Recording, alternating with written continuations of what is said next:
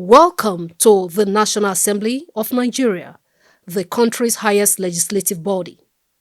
The National Assembly is a bicameral institution consisting of two chambers, the Senate and the House of Representatives.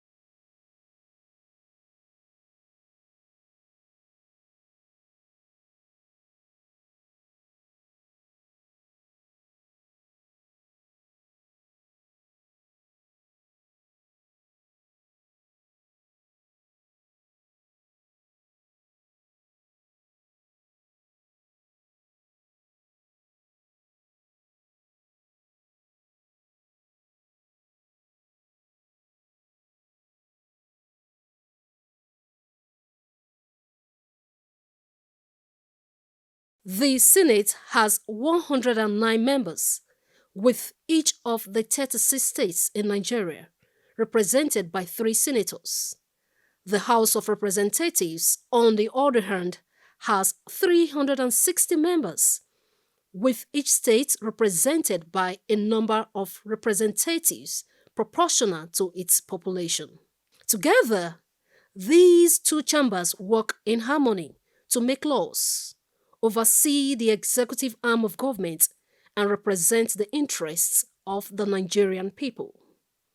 Despite their differences, both chambers are essential to the legislative process, and their complementary roles ensure that the voices of all Nigerians are heard.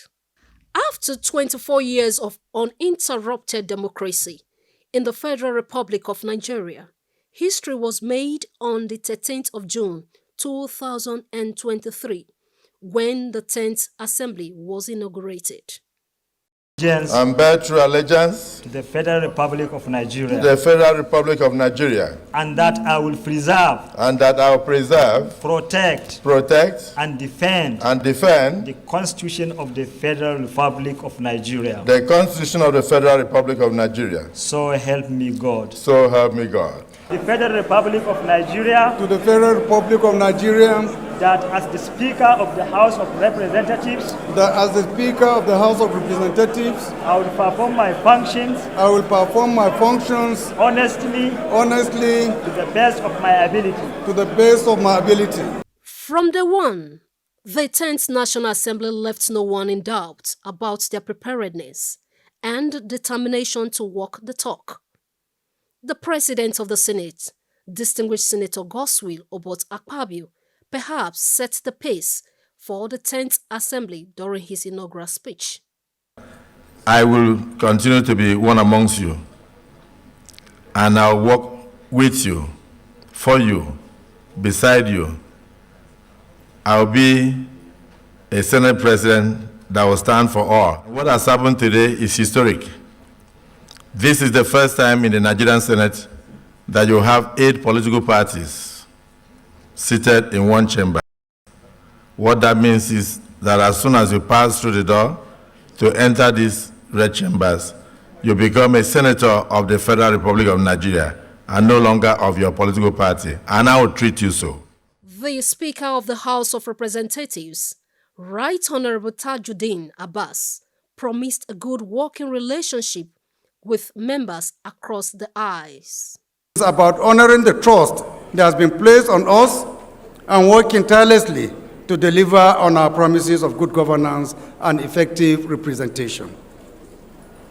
It is worthy to note that the speakership campaign witnessed in the past few months was democracy at play. But today, all of that has come to pass, and it is time to forge ahead and work together for our people, for their uncommon good. I do not take this mandate bestowed on me as the Nigerian Speaker for granted. I want to assure you today that I shall be just and fair to every one of you, irrespective of perceived differences. I shall operate a house that you will be proud of. We will champion legislations that will uplift the lives of our fellow citizens, promote social justice, and drive sustainable development. Shortly after the elections, the President of the Senate, Senator Godswill Obot Akpabio, and the Deputy Senate President, Senator Jubrin Barau, announced the principal officers.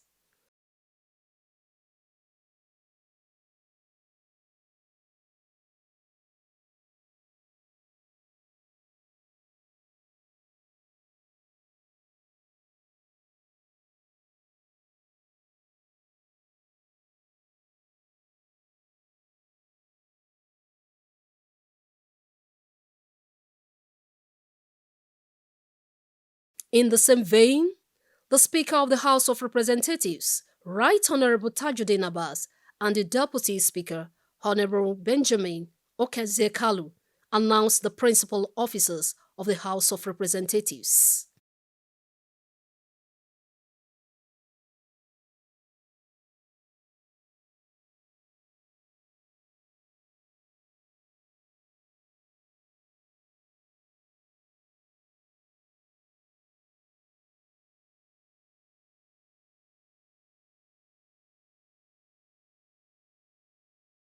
One year later, we reflect on the journey so far, the achievements and challenges overcome. President, let me start by commending you for this bold initiative of sponsoring this all-important bill for the National Assembly Budget and Research Office. Mr. President, I can vividly recollect during the 8th and the 9th Senate, one of our priorities as contained in the legislative agenda is to see to the establishment of this office. But for those 2 consecutive terms, we are unable to achieve this main objective of establishing this noble office. But this time around, the 10th Senate has taken the bull by the horn by leading the pack to ensure that for the first time, in accordance with global best practices, we have an independent budget office that will run concurrently with the budget office of the executive. I want to call on all of us to support this bill so that people will not even know, former colleagues will not know that we don't have this legal backing for this office in National Assembly. Thank you, Mr. President. The 10th Senate should take every possible opportunity to get this bill passed and, of course, get Mr. President to assent to it. The Senate notes that the Ajaokuta Steel Company and the National Iron Ore Mining Company, hereinafter called NIAMCO, located in Kogi State, were established sometimes in the late 70s by the federal government with the potential to put Nigeria on the path of technological and industrial advancement and establish the country as one of the leading exporters of steel products in the world. The Senate further observes that the House of Representatives had in the past investigated the iron and steel sector in Nigeria with far-reaching resolutions aimed at resuscitating the steel complexes and NIAMCO. But such resolutions were neither ignored or are yet to be implemented by the federal government. Urge the federal government to review extant policies and laws on steel development in Nigeria with a view to adopt a strategic implementation plan on steel development in Nigeria, bearing in mind the importance of steel to Nigeria's quest for industrialization and economic self-reliance. Prayer 3. Also urge the federal government to dissolve forthwith the sole administratorship of Ajaokuta Steel Company and as a matter of urgency constitute a proper management and governing board for the company. The clerks of both houses and their team serve as the engine room of the parliament. We spoke with them to gain insight into the inner workings for the smooth running of the 2 chambers, from preparing bills to coordinating committee meetings. The clerks and their team play vital roles in supporting the lawmakers. But since 1999, when this present democratic dispensation, which clocked 25 years on May 29, 2024, took off. But many of us have been used to this inauguration of the National Assembly every 4 years. I know we did that, apart from that of 1999, we did that in 2023, 2027, 2011, 2015, 2019, now 2023. So the staff are already very experienced in midwifing a new legislature. So on our own part, we didn't have much of a challenge. It was just getting the new members to adapt, to the way the National Assembly is required to function. So in this particular situation, the first-timers are more in number than those who came back, and therefore the need to do so many trainings and retrainings, so many retreats to just make sure that you put them through the basic training and basic understanding of parliamentary practice and procedure. We gave ourselves sleepless nights. We participated in so many things. In some cases, members will call you around 2 a.m. You have to be just awake. You have to put them through every detail, every standing rule. There are those of them that are just doing this for the first time in their life. So apparently you should be there as a club, but it wasn't me alone. We have a handful of staff. It is a teamwork. We have the head of chambers, we have the head of director committee services, we have director management services, we have the journal, we have 9 departments. Apparently everybody contributed to the smooth take-off of the 10th Assembly. Speaking on the challenges faced by the 10th Assembly, the clerks of both houses have this to say. Majority of the senators then were coming to a legislative house for the very first time. And you know that the legislature has its peculiar ways of transacting business that if you have not been part of it, you clearly will not easily fit in. So it was a little bit challenging. But we thank God that many of them we are alert and we are picking up on them. I must give it to them, that the speed at which many of them adjusted to their new environment was quite commendable. Before the inauguration of the National Assembly on 13 June 2023, there were practical, the training programs that the National Assembly management organized for the then senators and honorable members elect. And it was commendable that a good number of them participated in those programs, and those programs helped them in adjusting to the way the Senate is required to carry out its business. In our own case, it is so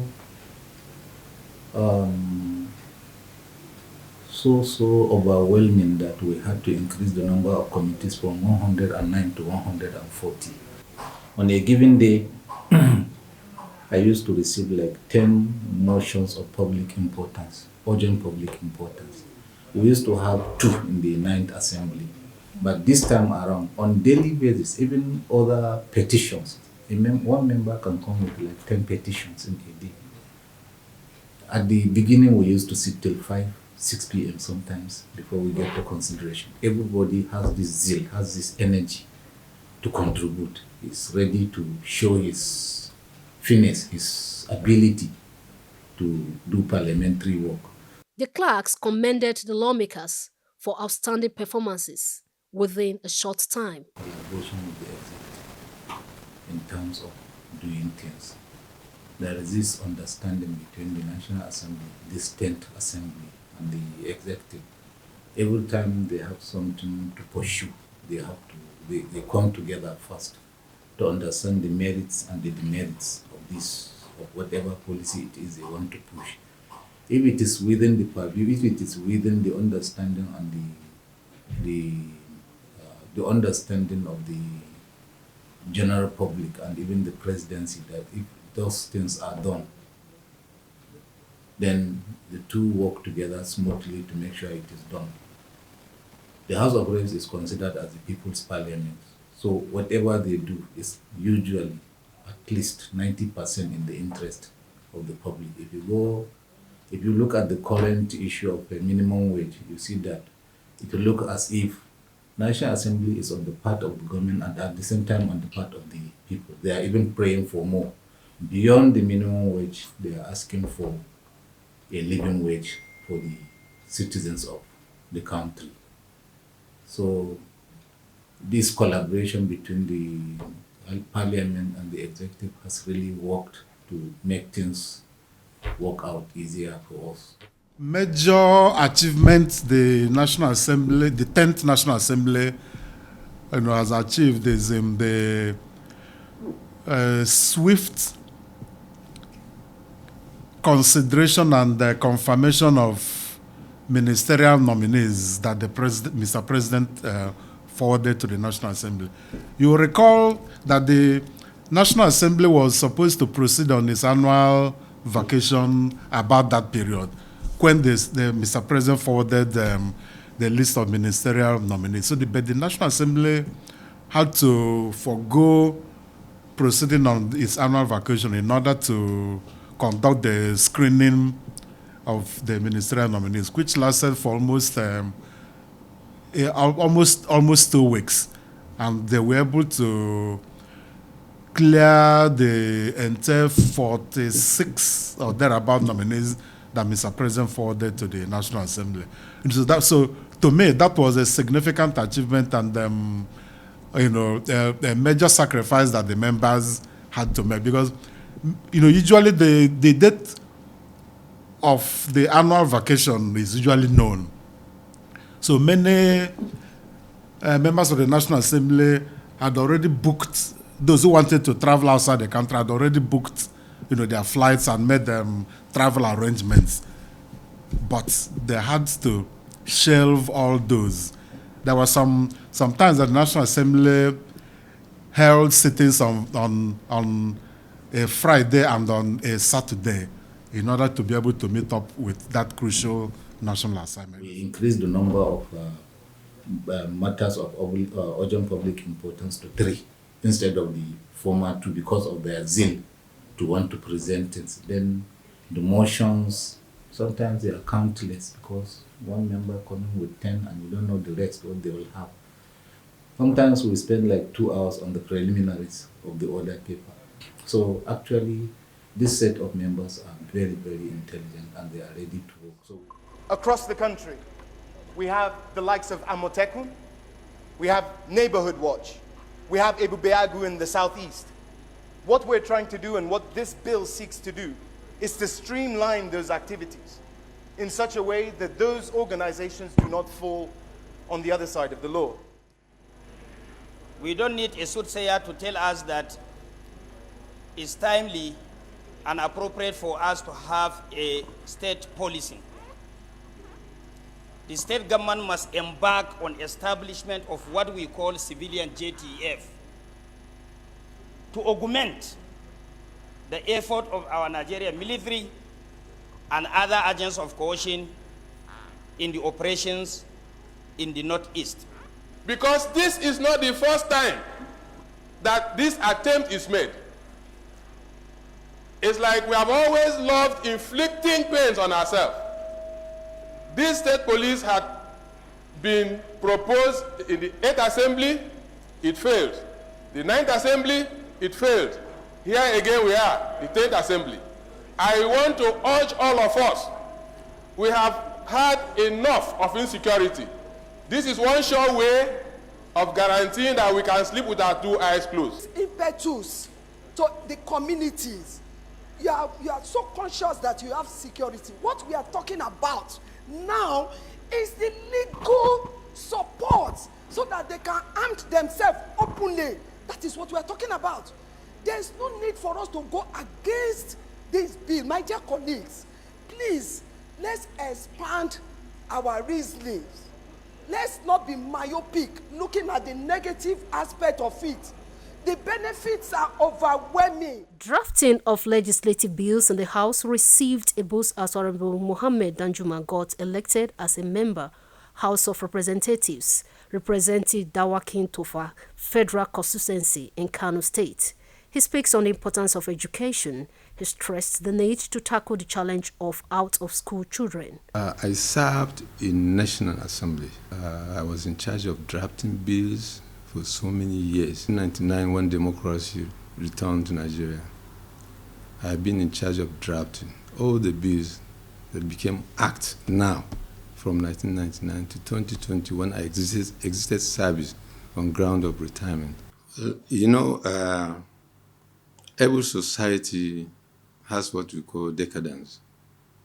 Certain aspects of the society is getting worse and worse every day, particularly when you see our children on the street begging or committing wrongdoings, including crimes.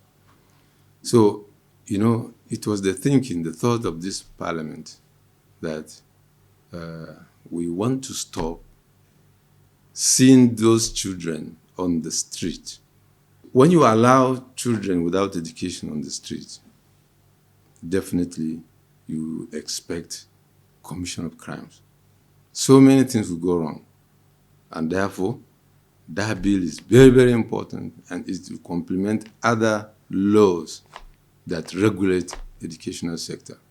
So it is very, very important. We took it very serious, and the federal government took it very serious. A little time to come now, Nigerians will begin to see the smooth and effective implementation of the provision of that bill. On managing divergent views of the House and dealing with negative perception of the public as a legislator, Honorable Akintunde Rotimi, the spokesperson and chairman Media Committee and Public Affairs, has this to say. We have 8 political parties represented here, and you have many new members, approximately 75% new members. So for me, of course, it's a challenge being able to marshal a House position, but I'm very well guided by the Right Honorable Speaker, Abbas Tajuddin, whose personality and experience and maturity has been brought to bear in the way the House is run. So that also reflects in us being able to, out of divergent views, be able to come out with a common position that is reflective of key decisions that we've made. Because historically, we've had issues of distrust, which is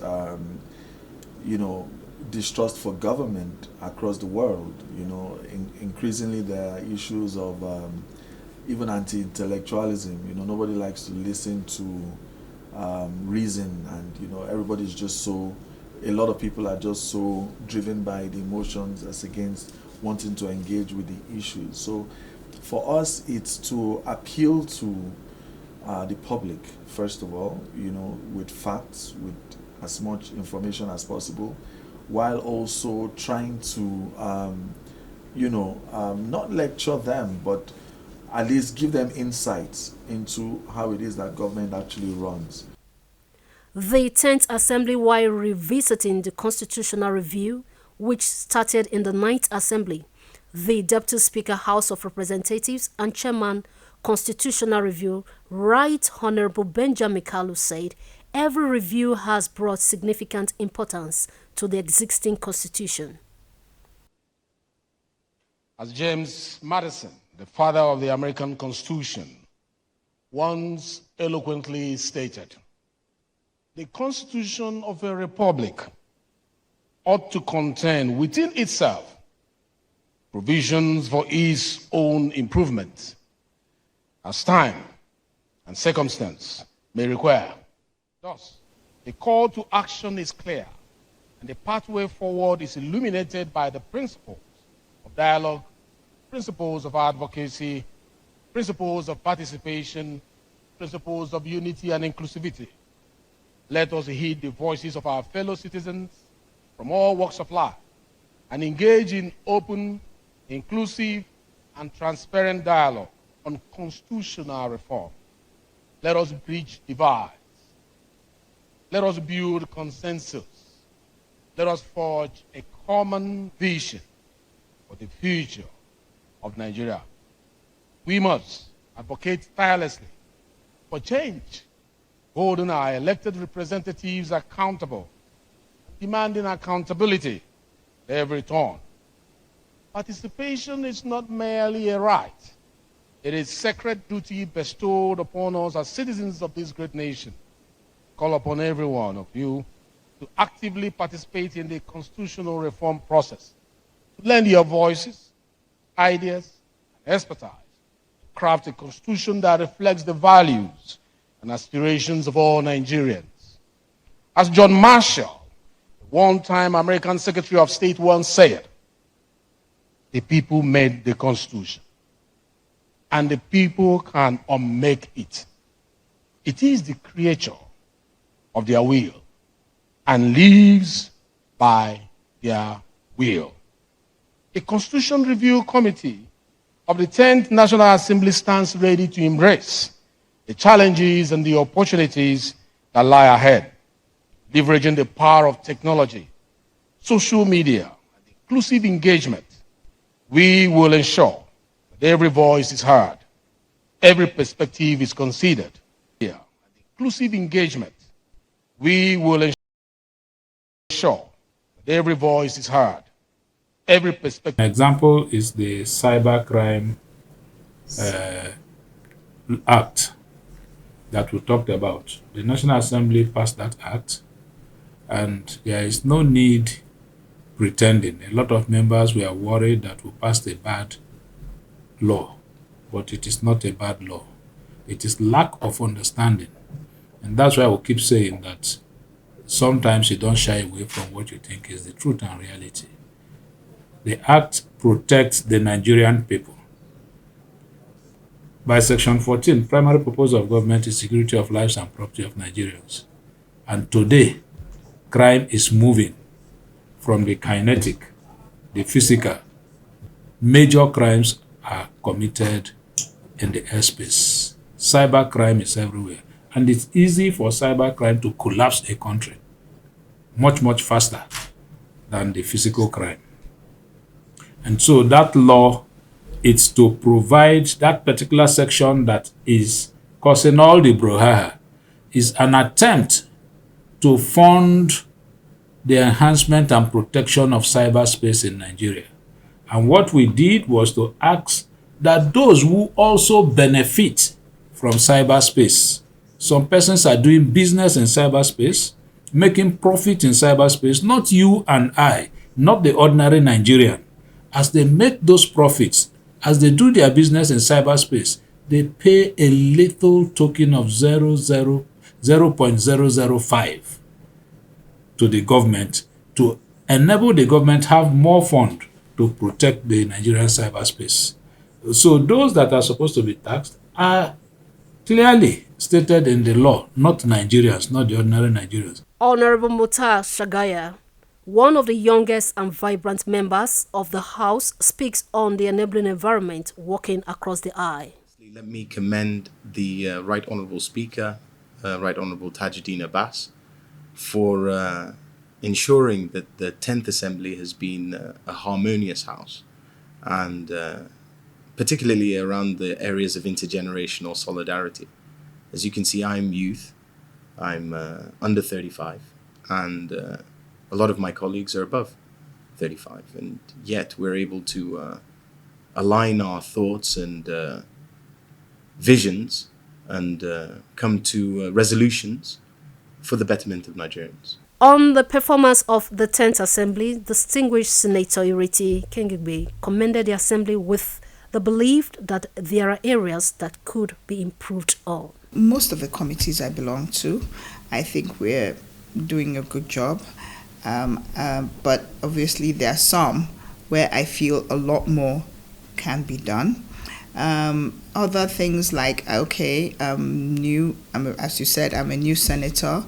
I've only promoted 1 or 2 bills, I'm hoping to do more, especially with bills that are directly related to the Federal Capital Territory and no other place. Federal Capital Territory is a microcosm of Nigeria. Every tribe is represented here. And obviously, my speaking the 3 major languages fluently has been an asset, and it's helped immensely in terms of being able to relate to the people. FCT as it stands, we don't really have a problem with unity. I would personally want in the schools for it to be mandatory, and not just in FCT schools, but maybe schools around the nation, for every child to learn a language other than his or her own. Things like that help to foster unity. We are a little bit on the right track, but we can always do better. There's nothing that cannot be improved on, and the 10th Assembly can be improved on to foster unity. We are a little bit on the right track, but we can always do better. There's nothing that cannot be improved on, and the 10th Assembly can be improved on to foster unity. We are a little bit on the right track, but we can always do better. We want to urge Nigerians to have a very fervent belief in Nigeria and faith in Nigeria that, yes, there might be times that are challenging. Yes, economically, when a journey of 1,000 kilometers starts with a step, then it means that that person is making efforts to get to the destination.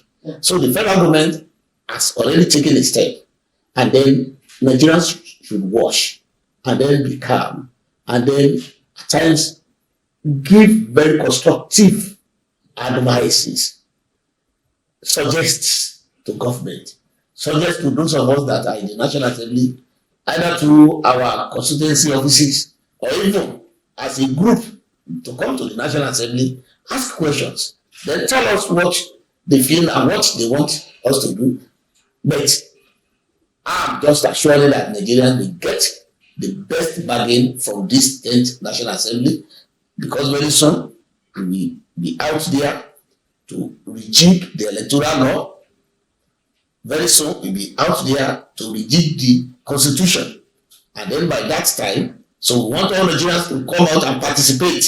We want the states to participate, we want the local government to participate, we want individuals to participate, we want the CSOs to participate, we want NGOs to participate, so that even the media especially to participate, so that we can have a robust constitution that we will not need to tamper with every session. We spoke with some stakeholders. Adamu Fika, former clerk to the National Assembly and Chairman National Assembly Commission, an elder statesman, commended the works of the 10th National Assembly so far. People of goodwill agree that they have so far, throughout their first legislative year, done an excellent job. They extended the arms of cooperation to the President and the Executive. They passed many bills into law, and they have always displayed the patriotism expected of them in whatever they did. As a result, the plans or programs of the President and his government are unfolding in a positive way and giving Nigerians every confidence that in the not too distant future, this country will become very robust, very industrious, very productive, very progressive, and will join the league of those countries rapidly developing and therefore transforming the lives of our people for the better. Oluyemi Ogunyemi, also a former clerk to the National Assembly, gave kudos to the 10th National Assembly.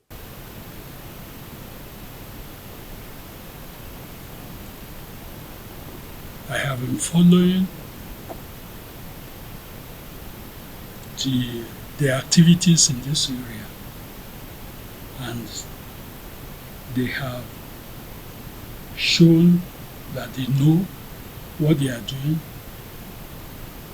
and they are trying to go about alteration of the Constitution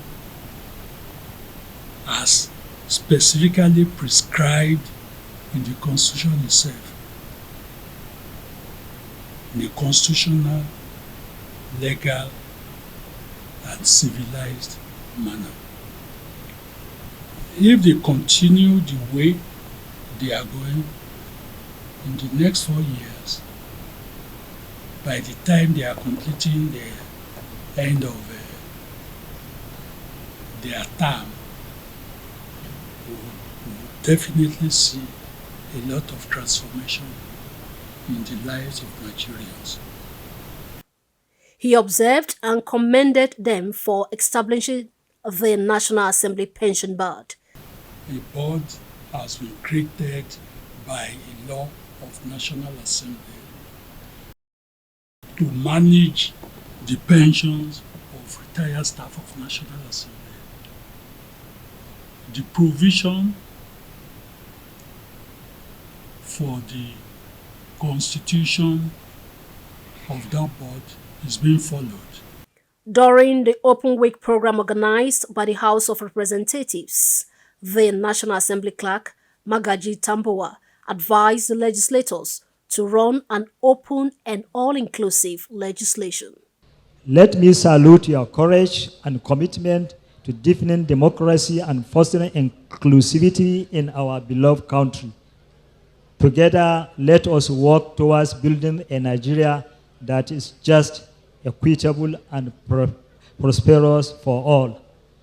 May this effort lead to a more participatory democracy where every citizen has a sense of belonging, equal opportunities to thrive. I fervently hope your legislative decision and action will yield a lasting and impactful result that uplift and transform our nation and people. As a legislative bureaucracy, we shall continue to facilitate the lawmaking process with our support services.